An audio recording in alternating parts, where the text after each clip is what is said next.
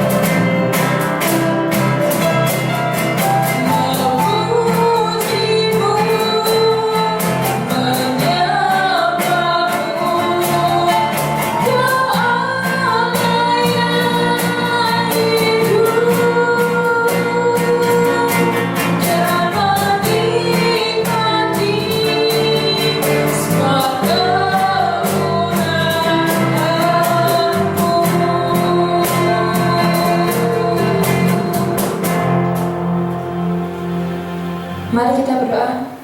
Allah Bapa yang berada dalam bacaan surga, terima kasih ya Tuhan, Engkau masih mengizinkan kami anak-anak-Mu untuk berkumpul beribadah di pagi hari ini. Kami datang hari ini Tuhan untuk menyembah dan memuji Engkau. Kami serahkan hati dan pikiran kami untuk pagi ini ya Tuhan. Biarlah Engkau yang pimpin ibadah ini dari awal, pertengahan hingga akhirnya. Terima kasih ya Tuhan, dalam nama Tuhan Yesus kami berdoa dan mengucapkan syukur. Haleluya, amin.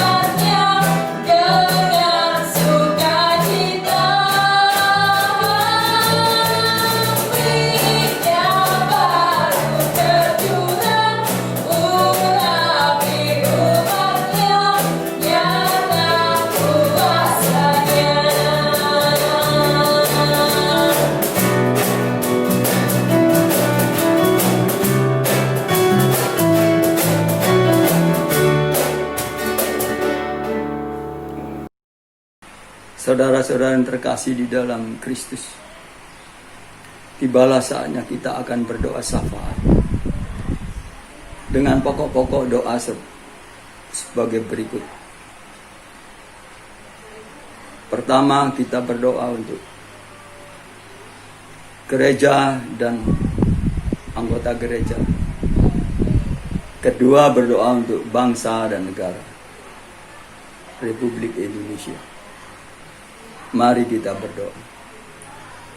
Bapa kami yang ada di surga, dikuduskanlah nama-Mu. Kami bersyukur pada pagi hari ini Tuhan, atas kemurahan Tuhan. Kami bersama jemaat mengadakan kebaktian, walaupun kami bisa melakukannya secara live streaming.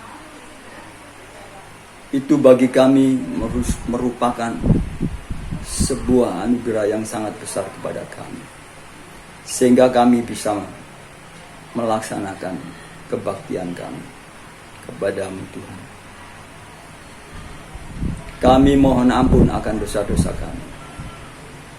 Tuhan, sucikan hati dan pikiran kami.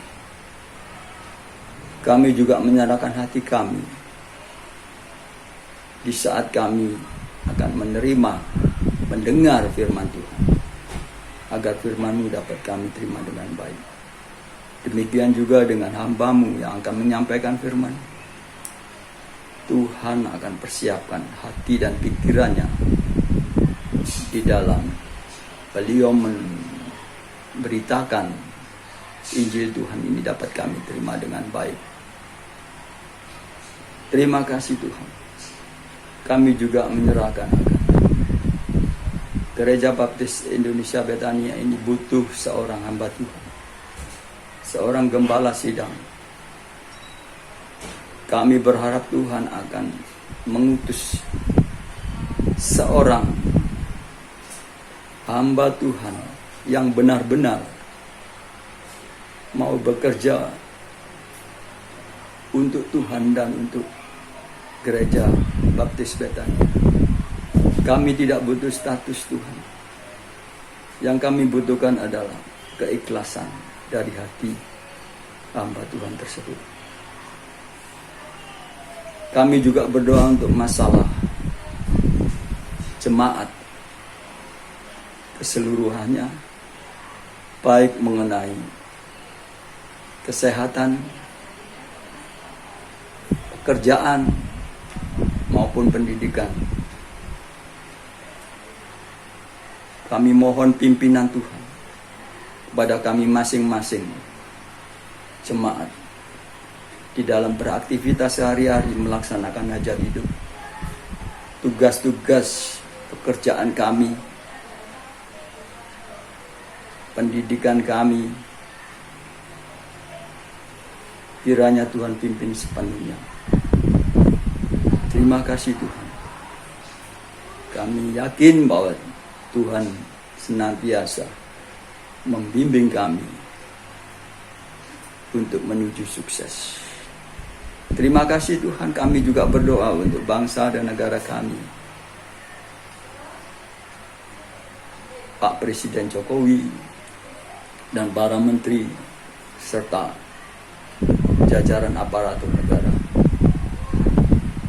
Tuhan akan memberikan kemampuan dan dedikasi yang tinggi di dalam diri mereka agar mereka dapat melaksanakan tugas mereka dengan baik, dengan konsekuen. Kami berharap bahwa mereka secara serius menangani perekonomian agar tidak terpuruk di negeri ini.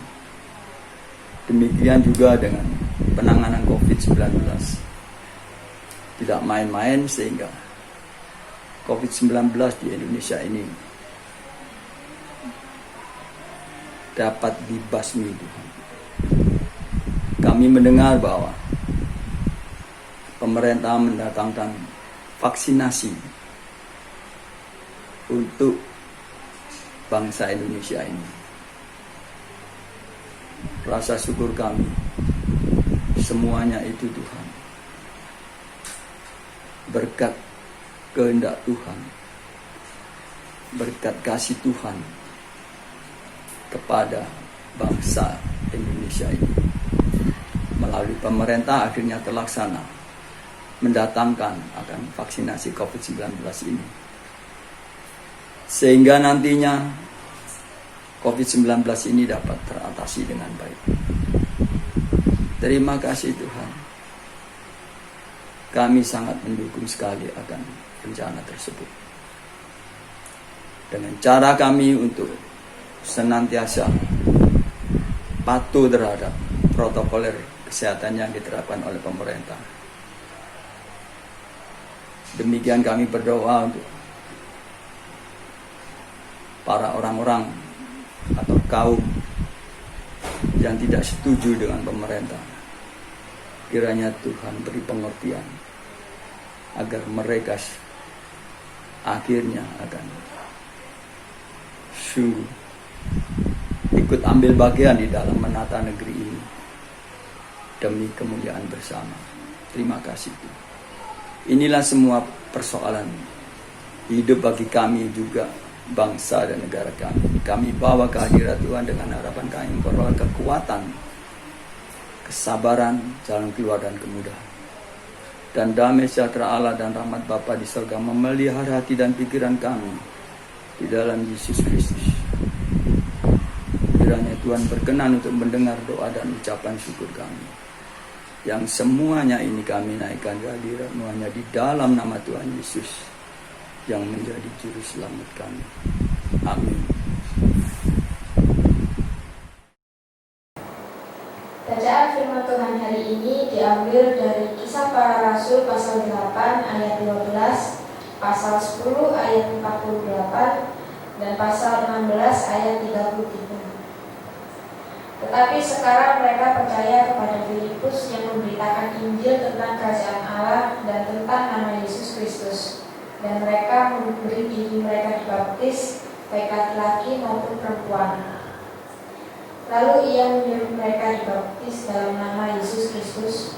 Kemudian mereka meminta Petrus supaya ia tinggal beberapa hari lagi bersama-sama dengan mereka. Pada jam itu juga kepala penjara itu membawa mereka dan membasuh bibir mereka. Seketika itu juga ia dan keluarganya memberi diri dibaptis. Amin. Tiba saatnya kita persembahkan persembahan dan persembahan kita kepada Tuhan. Persembahan dapat dikumpulkan secara langsung ke dalam gereja dan dapat ditransfer kepada nomor yang tertera di bawah layar ini. Mari kita berdoa. Terima kasih Tuhan atas segala berkat dan penyertaan yang Kau berikan pada kami. Dan tadi kami sudah memberikan beberapa persembahan dan persembahan kami Tuhan. Berkatilah tangan-tangan yang sudah memberikan, berkatilah keluarganya, berkatilah pekerjaannya. Dan Tuhan, sebentar lagi kami akan melanjutkan cara kami. Berkatilah dari awal pertengahan hingga akhirnya. Dalam nama Tuhan Yesus Kristus, haleluya, amin.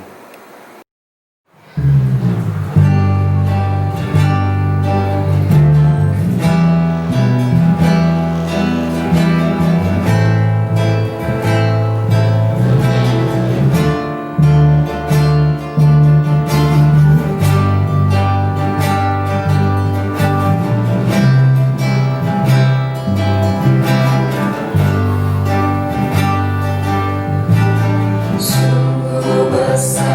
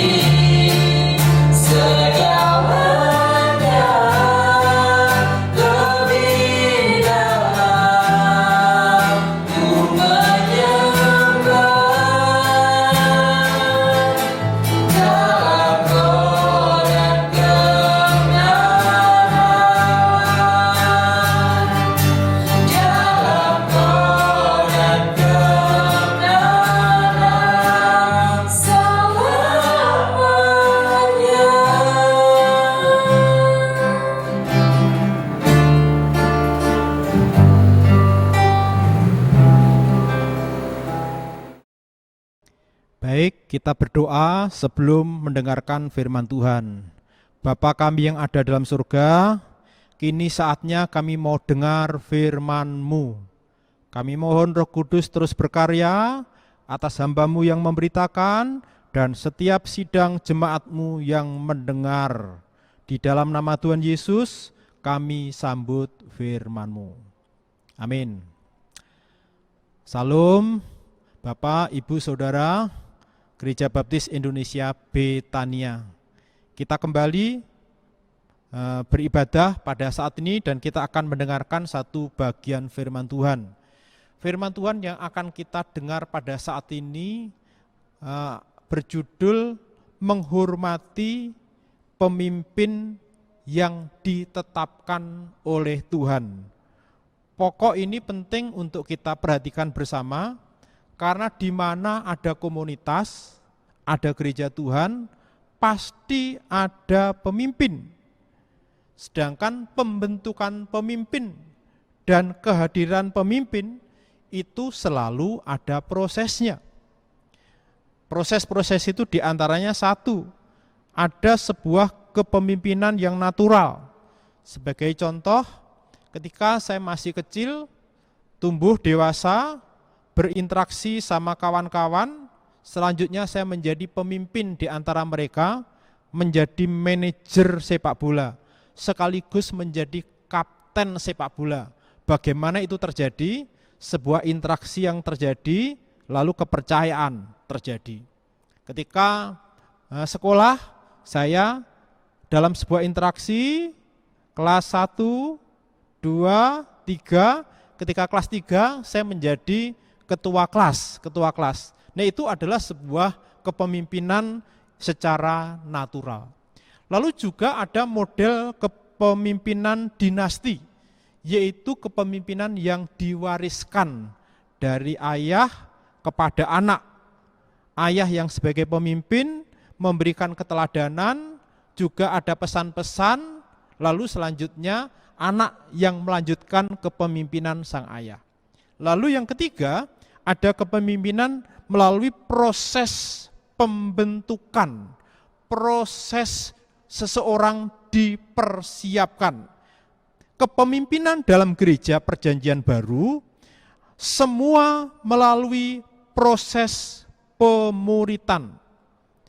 Di dalamnya, ketika jemaat Tuhan mengabdikan hidup sebagai imamat yang rajani, melayani, tapi untuk menjadi pemimpin itu ada prosesnya, ada proses. Salah satu contoh konkret adalah penetapan 12 Rasul Yesus Kristus. Di sana Tuhan memanggil, menetapkan 12 murid, dan dia dipersiapkan sedemikian rupa. Yesus mengajar mereka. Yesus juga memberikan modeling, menjadi teladan atas kehidupan mereka. Lalu juga Yesus menjadi seorang mentor yang membimbing para murid. Yesus juga terus memberikan pelatihan-pelatihan, mengutus pergi berdua. Itu adalah bagian sebuah pelatihan yang diberikan. Yang selanjutnya ada pendelegasian, bagi-bagi tugas dengan pengawasan, dengan mentoring yang dilakukan, yang pada akhirnya ada sebuah pengutusan, pelepasan, di mana pemimpin yang sudah dipersiapkan itu sudah dipandang cakap, mumpuni, lalu untuk melaksanakan kepemimpinan secara mandiri. Itu adalah sebuah proses. Jadi Bapak Ibu, kepemimpinan di dalam gereja tidak terjadi secara tiba-tiba, tetapi semuanya ada dalam proses. Lalu di dalam materi kurikulum kita, pemuritan sepanjang bulan ini, sesungguhnya materi ini secara spesifik mengajarkan pemimpin upacara pembaptisan. Tetapi saya sebagai hamba Tuhan mencoba memperluas pengajaran atau firman Tuhan pada saat ini, bukan hanya pemimpin perjamuan saja, tetapi kita akan melihat bagaimana kepemimpinan dalam gereja Tuhan, kepemimpinan yang ada di dalam gereja perjanjian baru, gereja pada masa ini itu seperti apa. Yang jelas, kepemimpinan dalam gereja perjanjian baru itu didasarkan pada pilihan Allah, panggilan Allah, ketetapan Tuhan atas seseorang ditempatkan di tempatnya masing-masing. Semuanya itu dilakukan agar supaya gereja Tuhan ada dalam keteraturan, ada ketertiban dalam mengelola organisasi, dalam mengelola manajemen gereja, termasuk di dalamnya bagaimana pemimpin upacara gereja itu dilaksanakan. Semuanya diatur di dalam Alkitab firman Tuhan. Fakta-fakta yang ada di dalam Alkitab, tadi yang sudah saya singgung, yaitu pengangkatan 12 rasul. Lalu selanjutnya ada amanat agung. Bapak Ibu, amanat agung Tuhan Yesus kalau Bapak Ibu membaca di dalam Matius pasal 28 mulai ayat yang ke-16, amanat agung itu diberikan kepada ke-12 rasul Yesus. Tetapi waktu itu tinggal 11.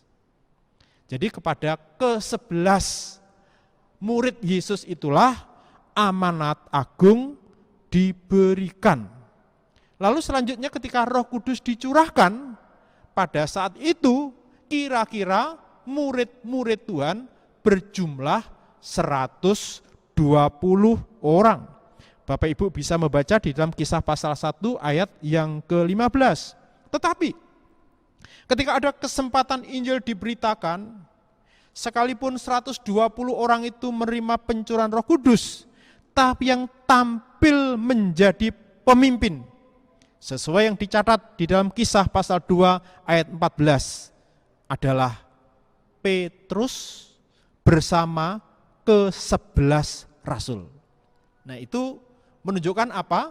Bahwa kepemimpinan kerasulan itu dipersiapkan untuk menjadi pemimpin-pemimpin gereja, dipilih, dipersiapkan, ditetapkan. Lalu ketika Paulus dipanggil dan ditetapkan menjadi rasul Yesus, itu juga melalui proses panggilan secara khusus. Setelah Tuhan panggil dengan matanya menjadi buta itu, selanjutnya Ananias yang ada di Damsyik yang diutus Tuhan untuk mencelikkan kembali. Setelah celik, setelah segar, akhirnya Paulus diajar, dimuridkan, dibaptiskan oleh Ananias. Lalu kita juga menemukan ketika Saulus ini setelah dari Damsyik kembali ke Yerusalem, di Yerusalem pun Saulus juga masih didampingi, dimuridkan oleh seorang yang bernama Barnabas. Bapak Ibu bisa perhatikan kebenaran ini yang di dalam Kisah pasal 9 ayat 27. Tapi selanjutnya Rasul Paulus dimuridkan oleh Yesus dalam kurun waktu yang lama. Bisa diperhatikan di dalam Galatia pasal 1 ayat 11 sampai 12. Lalu beberapa waktu yang lalu Bapak Ibu, kita juga belajar bagaimana penatua-penatua atau gembala-gembala sidang yang melayani di gereja-gereja Tuhan. Yang sudah kita pelajari adalah ketika Titus diutus itu supaya Titus yang menetapkan penatua-penatua atas jemaat yang ada di kota-kota di Pulau Kreta.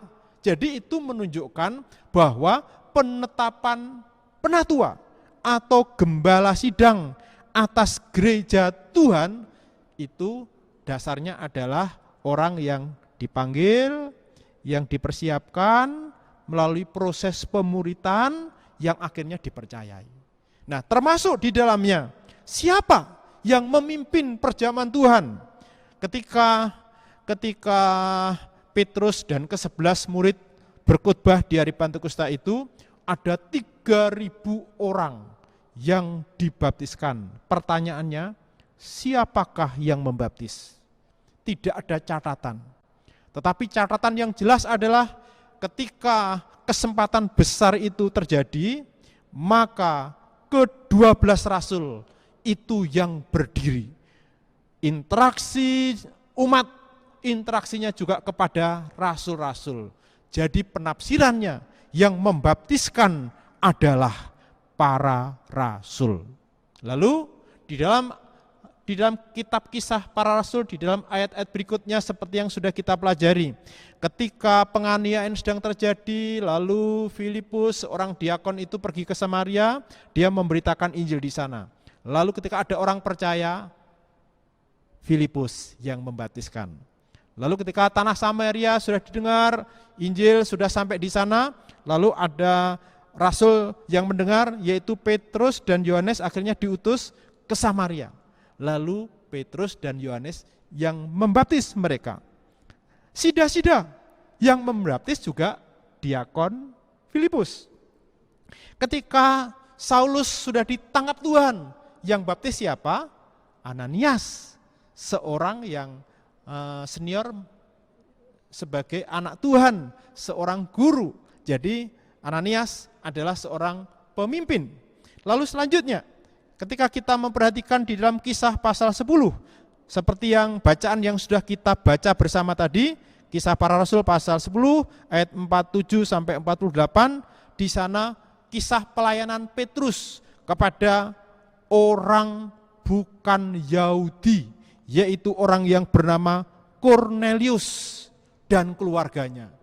Kornelius dan keluarganya setelah mendengarkan Injil percaya.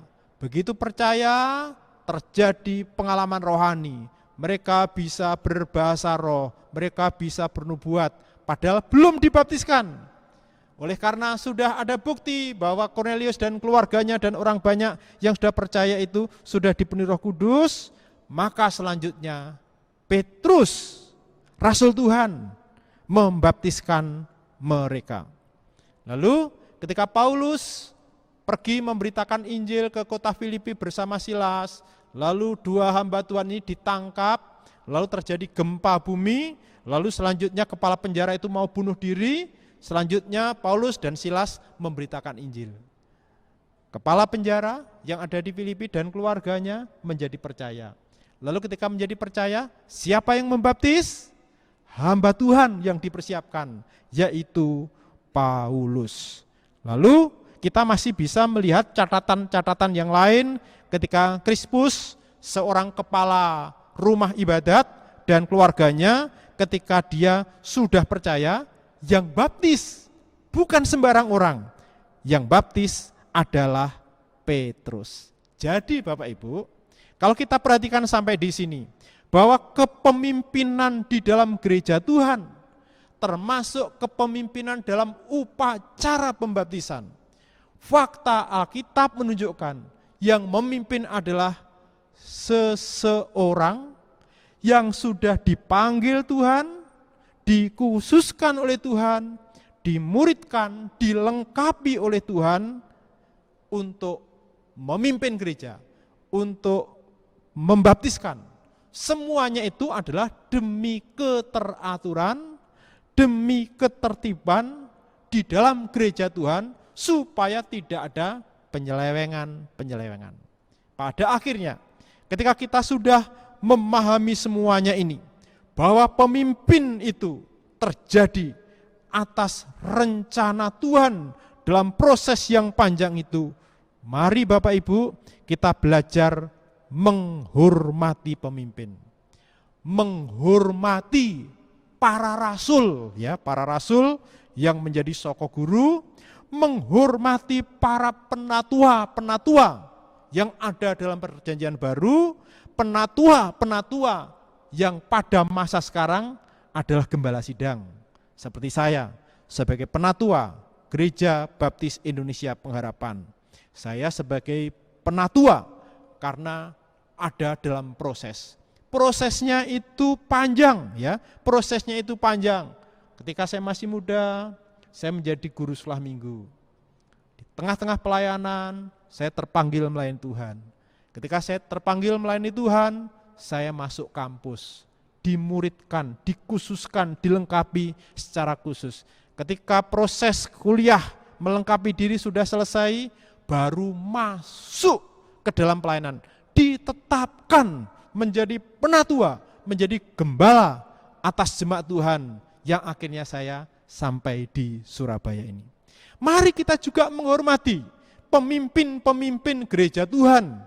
Tak sebut saja para guru sekolah minggu, para gembala-gembala kelas, gembala mentor pemuritan.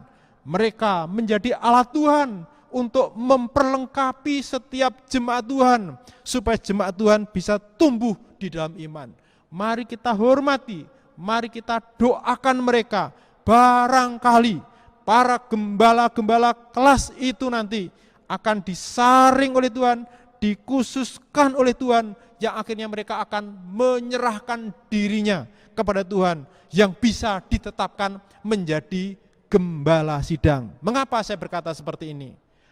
Hampir yang saya ketahui, semua gembala sidang memiliki latar belakang pelayanan sebagai guru sekolah minggu. Karena dari sana ada sebuah proses seseorang dipersiapkan menjadi penatua, menjadi gembala sidang. Pada akhirnya Bapak Ibu bisa mengingat kembali, siapakah pendeta yang ditetapkan oleh Tuhan untuk membaptis Bapak, Ibu, Saudara. Ingatlah,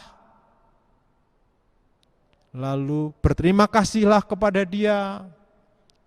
Wujud terima kasih penghormatan, Bapak Ibu juga bisa memberikan pemberian kasih, karena pelayanan itu adalah pelayanan yang mulia. Tidak setiap orang bisa melakukan, tidak setiap orang diizinkan oleh Tuhan. Tapi Bapak, Ibu, Saudara telah dibaptiskan oleh seorang hamba Tuhan, seorang pendeta yang dipanggil, yang dipilih, dilengkapi, ditetapkan oleh Tuhan untuk membaptiskan saudara. Tuhan memberkati, kita berdoa. Bapa dalam surga, terima kasih untuk setiap firman-Mu yang sudah kami dengar. Biarlah dari sini kami memperoleh pengajaran bahwa pemimpin gereja-Mu tidak bisa sembarang orang, tetapi orang-orang yang Engkau panggil, Engkau pilih, Engkau persiapkan secara khusus melalui proses-proses pemuritan, termasuk proses pembentukan di ladang pelayanan, yang akhirnya Engkau menetapkan, Engkau menahbiskannya. Tuhan, tolonglah supaya jemaat-Mu belajar menghormati orang yang Engkau utus itu. Di dalam nama Tuhan Yesus, kami berdoa. Amin. Tuhan memberkati.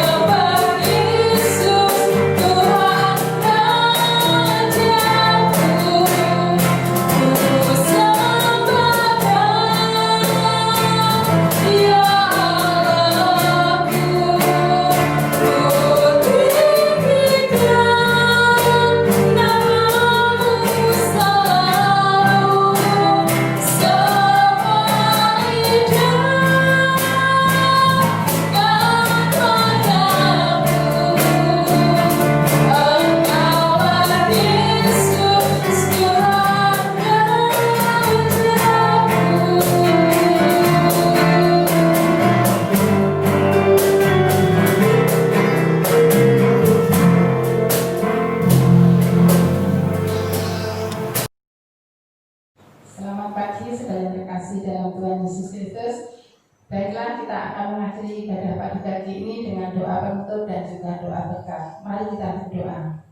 Tuhan Allah Bapa kami yang bertata dalam kerajaan surga yang mulia, Allah yang sudah menyelamatkan kami, Allah yang sudah memberikan kesehatan dan kekuatan kami.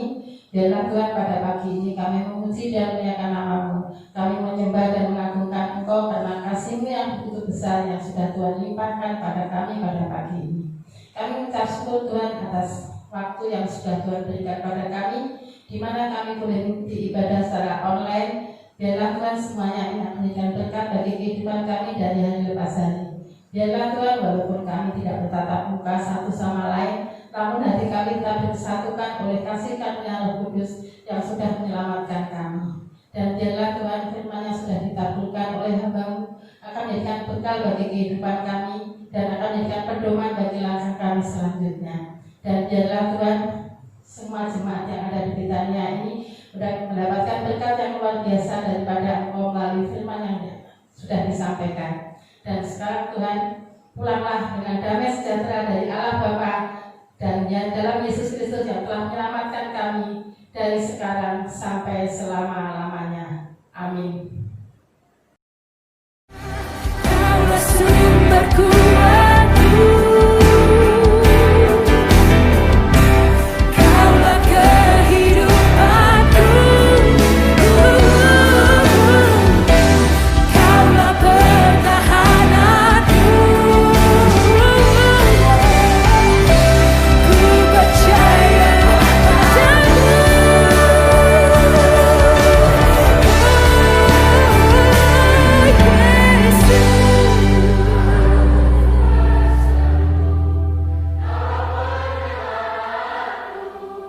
Terpujilah Kau Tuhanku.